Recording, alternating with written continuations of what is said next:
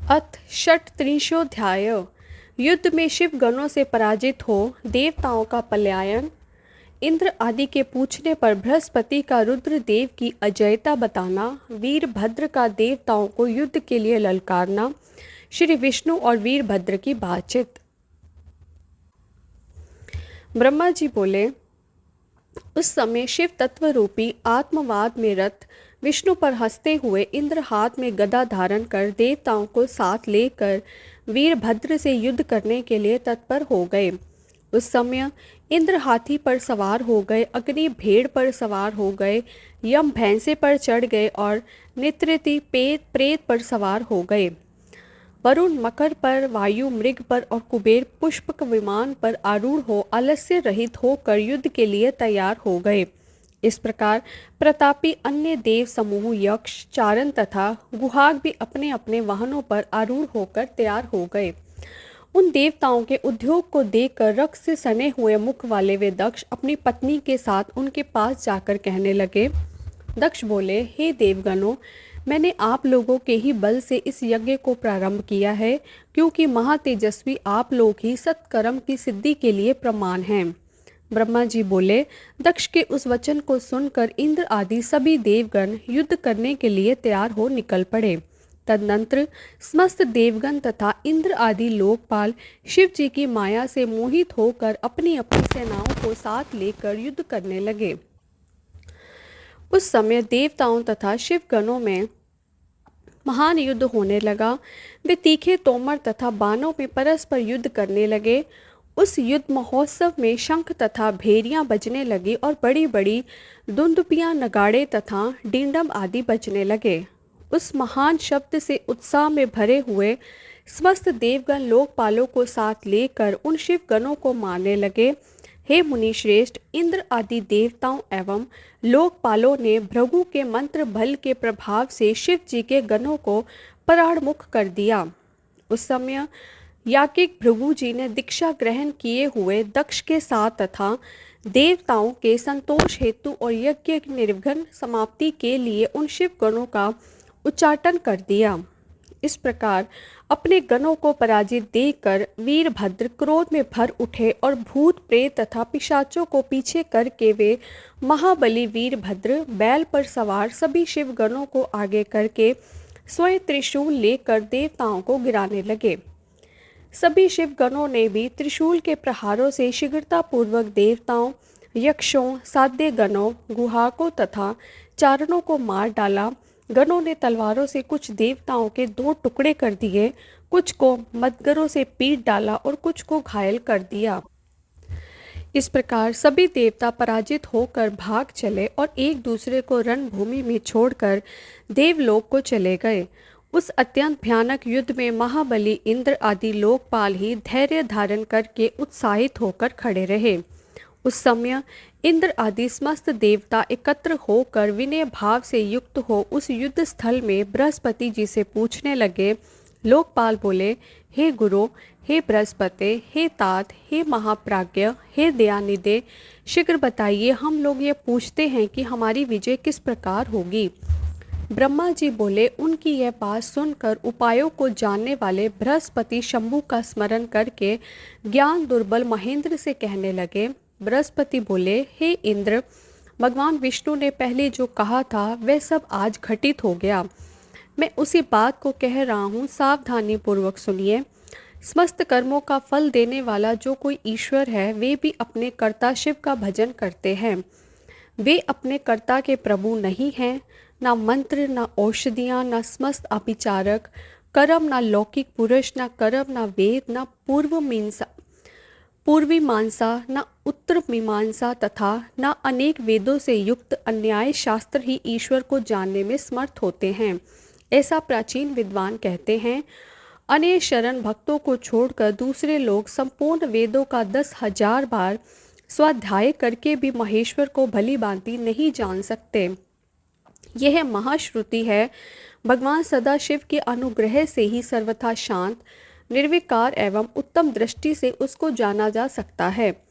तब भी हे सुरवेश्वर, उचित अनुचित कार्य के निर्णय में सबके कल्याण के लिए सिद्धि के उत्तम अंश का प्रतिपादन करूँगा, आप उसे सुनिए। हे इंद्र, आप लोकपालों के साथ नादान बनकर इस समय दक्ष यज्ञ में आ गए, किंतु आप कौन सा प्रकर्म करेंगे? भगवान रुद्र के सहायक ये गण अत्यंत कुपित होकर यज्ञ में विघ्न डालने के लिए आए हैं। ये अवश्य ही उसे करेंगे।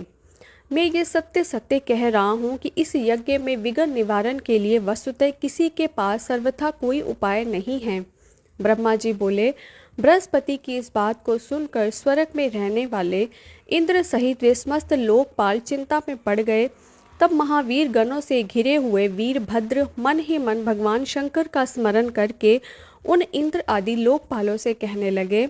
वीरभद्र बोले, आप लोग मूर्खता के कारण ही इस यज्ञ में अपना अपना भाग लेने के लिए आए हैं, अतः मेरे समीप आइए, मैं आप लोगों को यज्ञ का फल देता हूँ। हे शक्र, हे अग्नि, हे सूर्य, हे चंद्र, हे कुबेर, हे यम, हे वरुण, हे वायु, हे नृत्य, हे शेष, हे बुद्धिमान देव तथा राक्षसगण, आप लोग इधर आइए, मैं आप लोगों को तृप्त करने के लिए इसका फल प्रदान करूँगा। ब्रह्मा जी बोले, इस प्रकार कहकर गणों में श्रेष्ठ वीरभद्र ने क्रोध में भरकर तीक्ष्ण बाणों से उन सभी देवताओं को शीघ्र ही घायल कर दिया। उन बाणों से घायल होकर इंद्र आदि वे समस्त सुरेश्वर भागकर दसों दिशाओं में चले गए। लोकपालों के चले जाने पर और देवताओं के भाग जाने पर वीरभद्र गणों के साथ यज्ञशाला के समीप पहुँचे। उस समय वहां उपस्थित समस्त ऋषि अत्यंत भयभीत होकर रमापति श्री हरि से रक्षा की प्रार्थना करने के लिए सहसा विनम्र हो शीघ्र कहने लगे। ऋषिगण बोले, हे देव, हे रमानाथ, हे सर्वेश्वर, हे महाप्रभु, दक्ष के यज्ञ की रक्षा कीजिए। आप यज्ञ स्वरूप हैं, इसमें संशय नहीं है। आप ही यज्ञ करने वाले, यज्ञ रूप, यज्ञ के अंग और यज्ञ के रक्षक हैं, अतः यज्ञ की रक्षा कीजिए। आपके अतिरिक्त कोई दूसरा रक्षक नहीं है। ब्रह्मा जी बोले, हे नारद, उन ऋषियों के इस वचन को सुनकर भगवान विष्णु वीरभद्र के साथ युद्ध करने के लिए उद्यत हो गए। महाबली चतुर्भुज भगवान विष्णु हाथों में चक्र आदि आयुध धारण कर सम्यक सावधान होकर देवताओं के साथ यज्ञ मंडप से बाहर निकले। अनेक गणों से समन्वित तथा हाथ में त्रिशूल धारण किए हुए वीरभद्र ने महाप्रभु विष्णु को युद्ध के लिए तैयार देखा। उन्हें देखते ही वीरभद्र टेढ़ी बाहों से युक्त मुखमंडल वाले हो गए, जैसे पापी को देखकर यमराज और हाथी को देखकर सिंह हो जाता है। उस प्रकार श्री हरि को युद्ध के लिए उद्यत देखकर वीर गणों से घिरे हुए शत्रुनाशक वीरभद्र कुपित होकर शीघ्रता से कहने लगे। वीरभद्र बोले, हे हरे, आपने आज शिव जी के शपथ की अवहेलना क्यों की और आपके मन में घमंड क्यों हो गया है? क्या आप में शिव जी के शपथ का उल्लंघन करने की शक्ति है? आप कौन हैं? तीनों लोकों में आपका रक्षक कौन है? यहाँ किस लिए आए हैं? इसे हम नहीं जान पा रहे हैं। आप दक्ष के यज्ञ रक्षक क्यों बन गए हैं, इसे बताइए। इस यज्ञ में सती जी ने जो किया उसे क्या आपने नहीं देखा, और दधी जी ने जो कहा उसे क्या आपने नहीं सुना? अब दक्ष के इस यज्ञ में अवधान यज्ञ भाग प्राप्त करने के लिए आए हुए हैं। हे महाबाहो, मैं शीघ्र ही आपको अवधान देता हूँ। हे अरे, मैं त्रिशूल से आपका वक्ष स्थल विदीर्ण करूँगा। आपका कौन रक्षक है, वह मेरे समक्ष आए।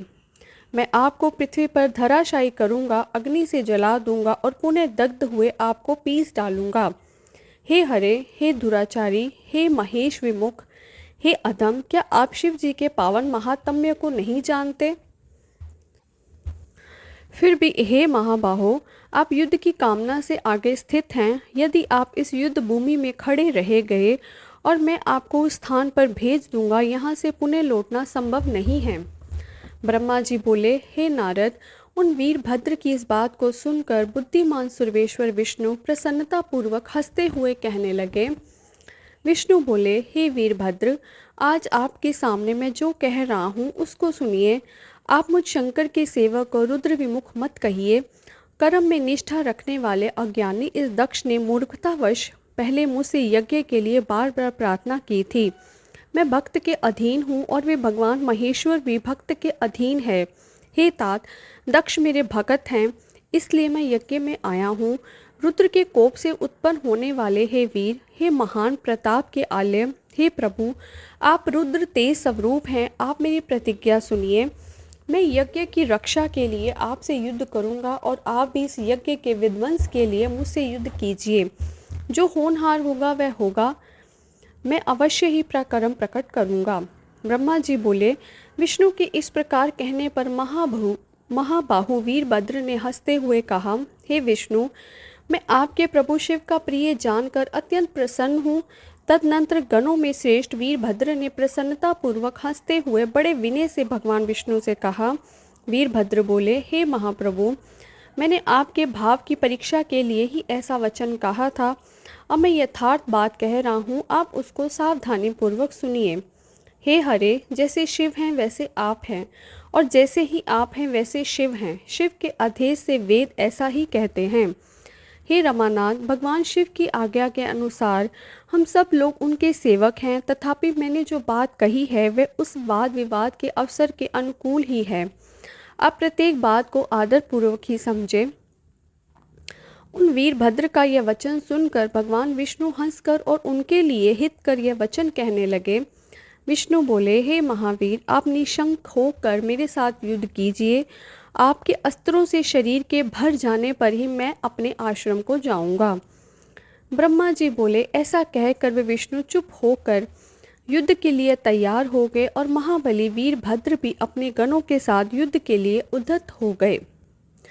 इस प्रकार श्री विष्णु पुराण श्री शिव महापुराण के अंतर्गत द्वितीय रुद्र संहिता के द्वितीय सती खंड में विष्णु वीरभद्र संवाद वर्णन नामक 36वां अध्याय पूर्ण हुआ।